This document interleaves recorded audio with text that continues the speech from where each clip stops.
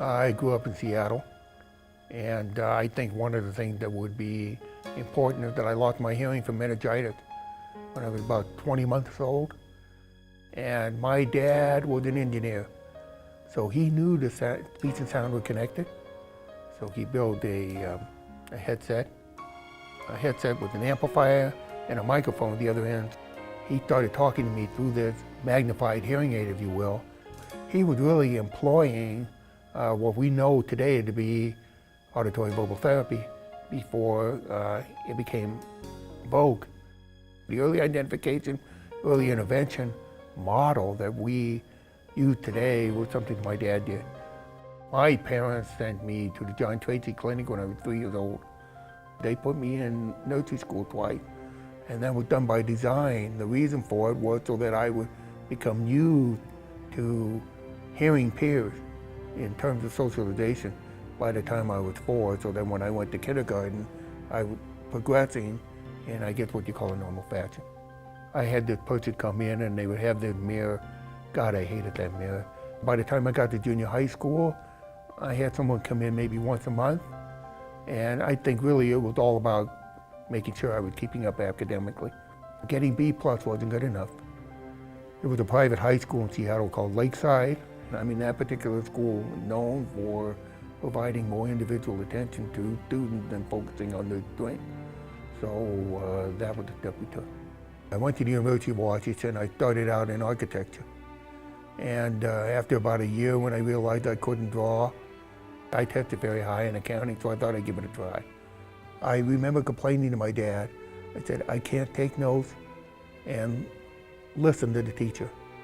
So he said, son, hearing people are so busy taking notes, they don't understand what the professor says.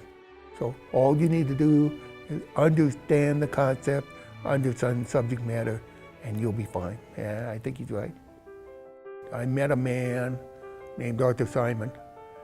He was one of the founders of the oral deaf section of A.G. Bell back in the day when people like Mildy Obercarter were active. When I was working at Price Waterhouse in San Francisco, there was a manager there who was the manager on the Bay Area Speech and Hearing Society. And he came to me and said that the executive director would like you to go answer questions for parents. And that's how I got into A.G. Bell. And I think that 2 years later, I had to introduce the keynote speaker at the opening session. And I'm very humorous in my speaking.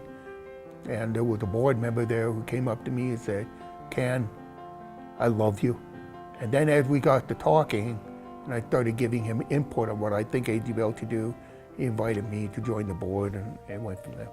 Latham Bruning, who was one of the 4 founders of the deaf section, he became president of A.G. Bell. He was president in 1978 when I went to that convention. So he was the first deaf president. I was the second one. I became president in 1988 to 1990. But since then, 3 deaf presidents, and I see a 4th one on the horizon. A.G. Bell has opened their doors to allowing deaf people to participate on the board. So with deaf people participating on the board, they developed the skills at the board level to assume the presidency. So yeah, it's a beautiful model. I think that people really enjoy coming to these conventions, and I think they get a lot out of it. It's about reconnecting with people that you know. I think it's about learning the latest developments that are out there. You know, in this world of social media, everybody's on social media and all that sort of stuff, and taking online classes, doing things online, and that's fine and dandy, but that human touch is still there. I'm the president of the board of the Weingart Children's Center in near San Francisco, and we have a program there called Baby Talk, and Baby Talk is a program where we use iPads.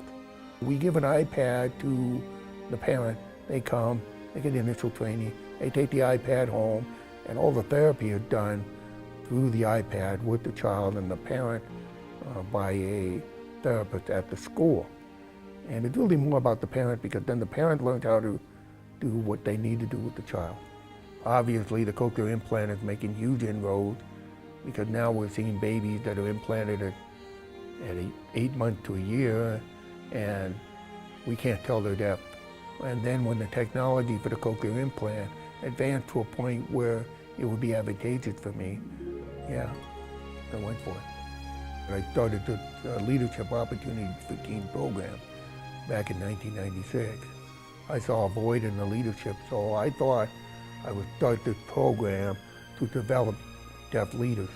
It had morphed from my original concept of a leadership thing to a bonding experience.